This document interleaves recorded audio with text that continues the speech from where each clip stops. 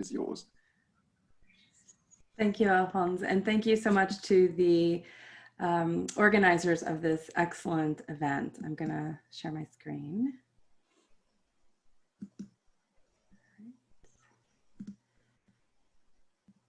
All right, and I'm going to stop my video so that you can see the screen rather than me looking down at my paper while I'm reading to you.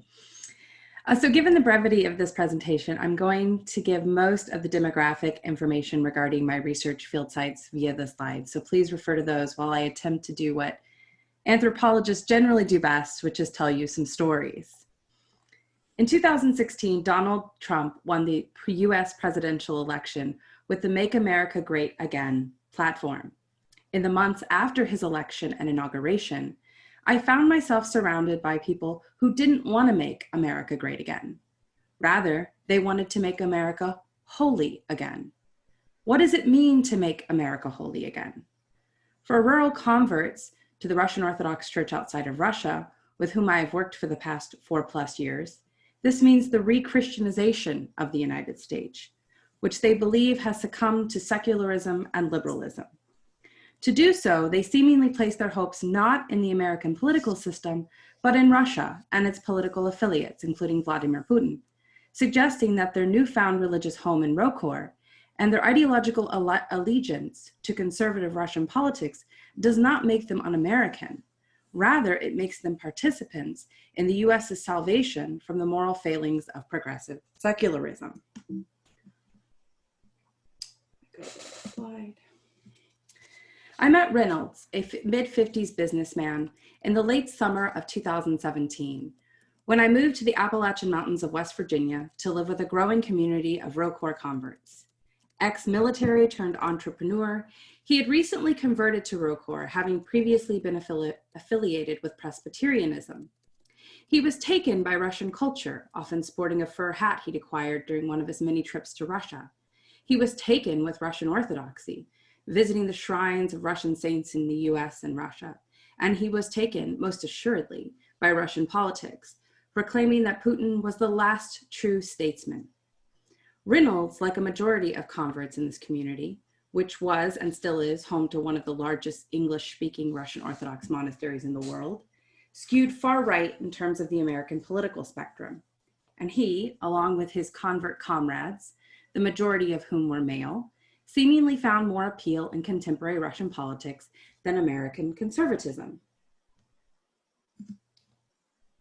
The question of what might make someone convert to Russian Orthodoxy as it is broadly constituted and seemingly shift their political alliance to a foreign power is part of my larger project and obviously far too massive to tackle in 10 minutes. Yet when converts consistently claim that Russia is their only hope, or that Russia can save the world, or that they are willing to take up arms for Russia if it invaded the United States, this tells us something important about our current political moment, both in global orthodoxy and in global politics more broadly. We need to understand this in light of the larger structural issues of power that have seemingly given shape to not only these conversions and political shifts in Orthodox Christianity, but to the broader trends and far-right ideologies that are circulating throughout Europe and the United States. I spent almost 13 months conducting ethnographic research with this community, and the resulting project explores the transforming transnational politics of Russian Orthodoxy in the United States through this community, drawing out how Rokor's political ideologies and social moralities are being shaped by both the influx of converts and the broader context of American religion and politics. And now I'm going to show you some demographic slides. I had two primary communities within this larger community, a monastery and a parish. Monastery, approximately 30 inhabitants. And as you know, 96.6% of them are converts, run by converts. Parish is 90% converts, priest, and second priest now are both converts, as well as both of his deacons. And the town as a whole had 1,000 inhabitants, 10% of that town was Orthodox.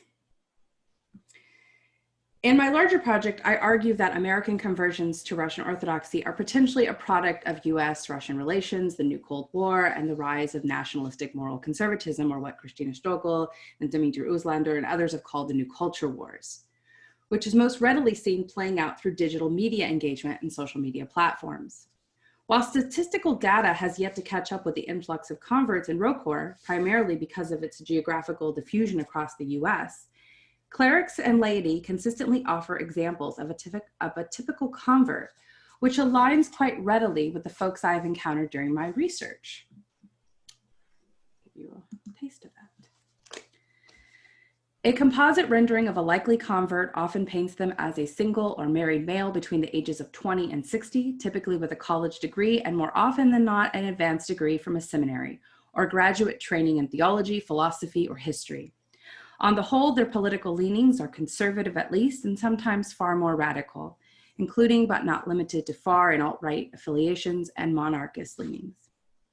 Religious backgrounds of typical male converts often run the gamut from non-denominational to Southern Baptist to Pentecostal to Catholic, but the largest number generally hailed from evangelical backgrounds. Crucial to the political concerns converts had were fears over social moral issues such as abortion, same-sex marriage, human rights, gay, trans, and women's rights primarily, and restricted access to legal firearms. These fears are not new, but an embedded part of the religious rights platform that came to rise in the early years of the Cold War and spread throughout the latter half of the 20th and the beginning of the 21st century. The language of moral evil that came to prominence among conservative Christians during the Cold War, that helped spawn the beginnings of the religious right and eventually the moral majority, is re-emerging with unabashed vigor among far-right Christians today. And those iconic Cold War marketing images of Russia as the Red Menace and the United States as the salvific global figure robed in nationalistic, which we can read as white Christian pride, have seemingly been inverted for the typical far-right convert. For them, along with conservative Christians throughout the United States and parts of Europe and Russia, in this new Cold War moment of the global culture wars, Russia has seemingly become a moral compass that points away from the late modernity of the Western world and all of its liberal trappings, same-sex marriage, transgenderism, feminism, and the many other isms that socially conservative groups often decry. These isms, in the eyes of my interlocutors, have become key elements in the gears driving forward the moral apocalypse of the United States, Europe, and other secular countries in the Western world.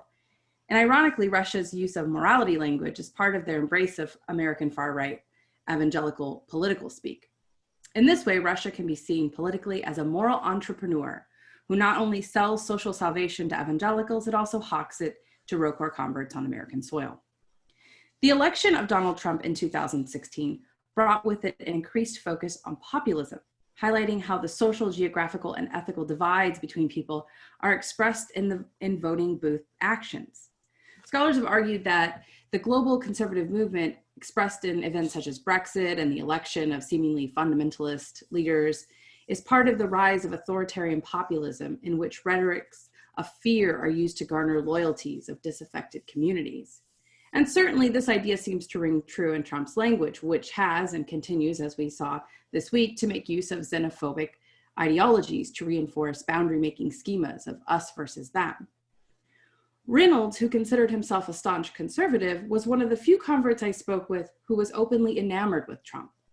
While he recognized that a majority of Trump's promises were probably lies, he still proclaimed heartily, quote, "He actually cares about us. He's one of us. Maybe he is a goddamn asshole, but he's still one of us," end quote. "He is one of us" was a turn of phrase that I'd heard many in my field site use to describe Trump. This notion of likeness seems to be caught up with deeper issues of whiteness that are part of the larger xenophobic, homogenizing discourses of fear embedded into populism and reactionary politics.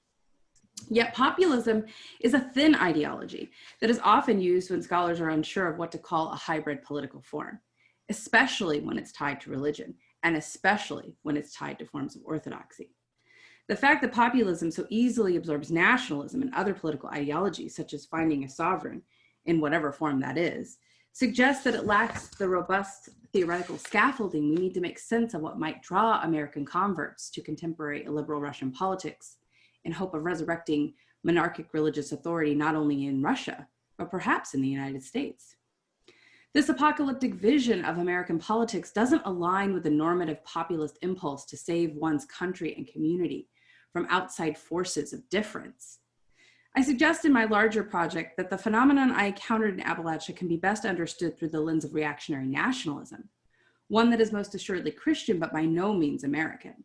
It is, from my vantage point, this reactionary nationalism that pushes converts to find spiritual and moral allies abroad in order to alleviate their ideological anxieties and fulfill their theopolitical hopes of white Christian domination and dominion. Nostalgic apocalypticism, an attempt to re-Christianize the US before secular liberal agendas create an apocalyptic scenario, is a key aspect of the conversion process. Turning to the Russian Orthodox tradition, it seems to be, in their understanding, bound up with church and state, with the surveillance of the body, with the erasure of gender diversity, with the remaking of the world into something it never was, heaven. In order to fulfill this spiritually drenched political reality, they look to both politicians and personalities who will support their ideological platforms and give rise not only to their new imagined conservative reality, but perhaps even a czar. Monarchism's appeal for converts I have worked with is the very idea that a God-ordained king might bridge the gap between church and state, providing them with a salvific, hierarchical form of governance that democracy lacks. This desire for divine leadership is intensified by their zeal surrounding issues of purity, which are tied to longstanding American notions of whiteness and tradition that seem to be complicated in their idealized adoption of Russian conservatism, both politically and religiously. The relationship between moral panic, moral purity, and apocalyptic politics among converts to the Russian Orthodox Church outside of Russia was made all the more evident to me when members spoke of the revolutionary day when Vladimir Putin would invade the United States and restore moral order in order to avoid God's wrath.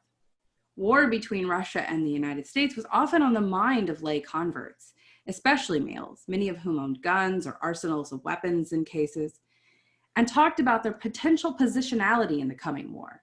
They were definitely fighting for Russia. They highlighted Putin as a God-inspired leader who would not only fight for moral religious values, but would also embody the ideas of someone like Tsar Nicholas II and perhaps bring back the glory of what they saw as the Third Rome.